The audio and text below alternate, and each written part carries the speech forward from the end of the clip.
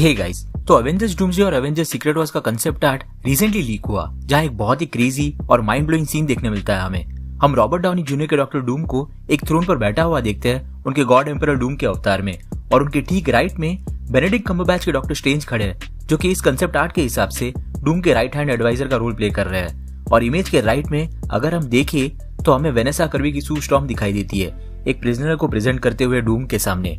और जो प्रिजनर जो चेन से बंधा हुआ है वो और कोई नहीं बल्कि रीड रिचर्ड्स लग रहा है। और सभी लीक्ड कंसेप्ट आर्ट में ये एक पर्टिकुलर सीन सबसे ज्यादा इंपॉर्टेंट सीन है पूरे मल्टीवर्स सागा में, क्योंकि ये सीन असल में सीधा 2015 में रिलीज हुई सीक्रेट वॉर्स कॉमिक्स की स्टोरी से इंस्पायर्ड है, जो कि इक्वली माइंड बेंडिंग थी। कॉमिक्स में जब आखिरी इंकर्जन होने के बाद मल्टीवर्स जब खत्म हो गया, तब डूम ने बियॉन्डर्स के पावर्स को ऑब्जॉर्व करके बची कुछ जो भी रियलिटीज थी उनसे अपना एक बैटल वर्ल्ड बना दिया। इस नए बैटल वर्ल्ड में वो गॉड एम्परर डूम बन गया, उसके राइट हैंड स्टीफन स्ट्रेंज और लेफ्ट हैंड फाउंडेशन की मदद से। फाउंडेशन एक बहुत ही इंटरेस्टिंग ग्रुप है यहाँ पर, क्योंकि इस ग्रुप में सूजन, फ्रैंकलिन और वलेरिया है, जो कि कॉमिक्स में मेन 616 यूनिवर्स में रीड रिचर्ड्स की बीवी और बच्चे हैं। बेसिकली डूम ने अपनी बैटल वर्ल्ड की लाइफ रीड रिचर्ड्स जैसी लाइफ जीने के लिए बनाई थी, एटलीस्ट जो उसकी नजरों में रीड रिचर्ड्स की लाइफ थी। और यही फाउंडेशन के इंडिकेशंस हमें इस कंसेप्ट आर्ट में भी देखने मिलता है। सूजन स्टॉर्म डूम के सामने रीड रिचर्ड्स को प्रेजेंट कर रही है, और डूम के लेफ्ट में जो छोटा बच्चा है वो मोस्ट प्रोबेबली फ्रैंकलिन है। जिस जगह रीड रिचर्ड्स को प्रेजेंट किया जा रहा है डूम के सामने, वो एक तरह के कोर्ट जैसी जगह लग रही है।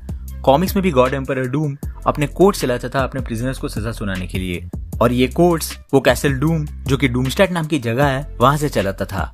डूमस्टैट दरअसल उसके बनाए हुए बैटल वर्ल्ड का कैपिटल था। जिस कैसल डूम से गॉड एम्परर डूम अपने कोर्ट चलाता था उसे थॉर कॉप सुपरवाइज करते थे, और यग्ड्रासिल ट्री जो कि हमने लोकी सीजन 2 के एंड में देखा था, उसके रूट्स कैसल डूम से बाहर आते थे, और इस कैसल को बाहर से गैलेक्टिस गार्ड करता था। यानी कि हम समझ सकते हैं कि डूम कितना ज्यादा पावरफुल बन चुका था इस पॉइंट पर। और अब क्योंकि हमें इस कंसेप्ट आर्ट का कंटेक्स्ट पता चल चुका है, तो इतना तो कंफर्म है कि रॉबर्ट डाउनी जूनियर का डूम भी बहुत ज्यादा पावरफुल होने वाला है एवेंजर्स डूम्सडे और खास करके एवेंजर्स सीक्रेट वॉर्स में। डूम के साथ इस कोर्ट रूम में डॉक्टर स्ट्रेंज भी खड़े हैं, और जैसे मैंने बताया इवन कॉमिक्स में भी डूम का राइट हैंड डॉक्टर स्ट्रेंज थे। कॉमिक्स में स्ट्रेंज के इस वर्जन को शेरिफ स्ट्रेंज करके बताया गया है। शेरिफ स्ट्रेंज का काफी इंपॉर्टेंट रोल था सीक्रेट वॉर्स की स्टोरी लाइन में।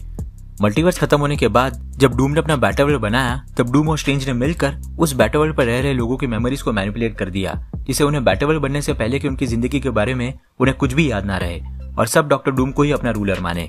डूम ने कई सालों तक राज किया बैटल वर्ल्ड पे, लेकिन उसका रूल तब इंटरप्ट हुआ जब शेरिफ स्ट्रेंज को एक लाइफ राफ्ट मिलता है जो आखिरी इंकर्जन को सर्वाइव कर चुका था, और टाइम डिस्प्लेसमेंट की वजह से 8 साल के बाद बैटल वर्ल्ड पर पहुंचा।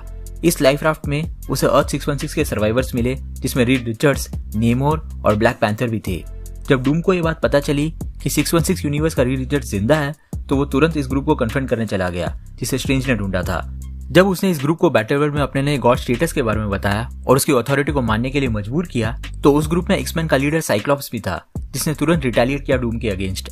जवाब में डूम ने उसे वहीं पर मार दिया। इससे पहले कि डूम और भी लोगों को मारता, उससे पहले स्ट्रेंज ने इस ग्रुप को टेलीपोर्ट करके वहां से गायब कर दिया। डूम को इस बात पर बहुत गुस्सा आया और उसने स्ट्रेंज को मार दिया उसके अगेंस्ट जाने के लिए।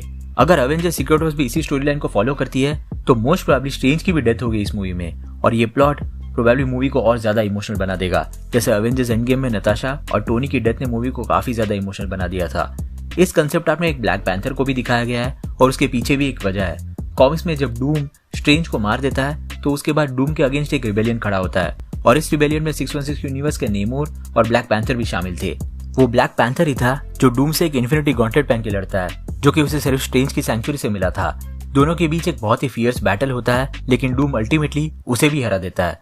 हालांकि डूम को उस वक्त समझ में आता है कि ब्लैक पैंथर ने डूम से लड़ाई सिर्फ उसे डिस्ट्रैक्ट करने के लिए की थी, सो दैट रीड रिचर्ड्स उसके गॉड लेवल पावर्स का सोर्स ढूंढ सके, और वो ये सोर्स इस ब्लैक पैंथर और डूम की लड़ाई के दौरान ढूंढ भी लेता है। डूम को अपनी सारी ताकत मॉलिक्यूल मैन से मिल रही थी, और डूम ने उसे पूरे बैटल वर्ल्ड के लोगों से छुपा के रखा था।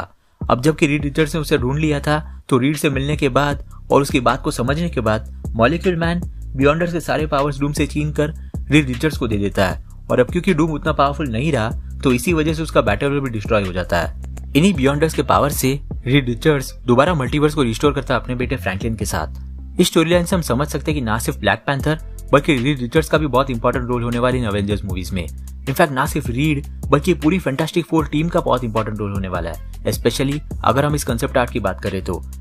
और जैसे कि मैंने पहले बताया, डूम अल्टीमेटली वो लाइफ चाहता था जो रीड रिचर्ड्स जी रहा था, जिसके चलते उसने बैटल वर्ल्ड में रीड की फैमिली को अपनी फैमिली बना दिया।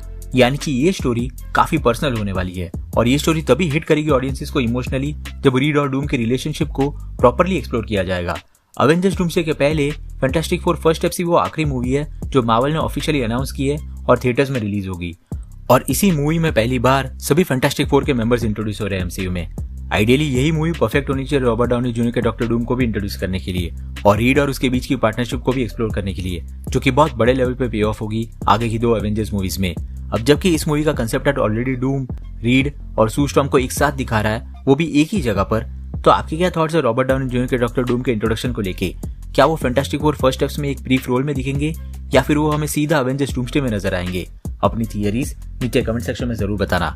अगर आपको वीडियो पसंद आया हो तो उसे लाइक जरूर कर देना और अगर आप इस चैनल पर नए हो तो सब्सक्राइब करना मत भूलना। हम रेगुलरली ऐसी वीडियोस पब्लिश करते हैं। हमारे रिसेंट वीडियोस को देखने के लिए यहाँ पे क्लिक करें। Thank you so much for watching guys. Stay safe.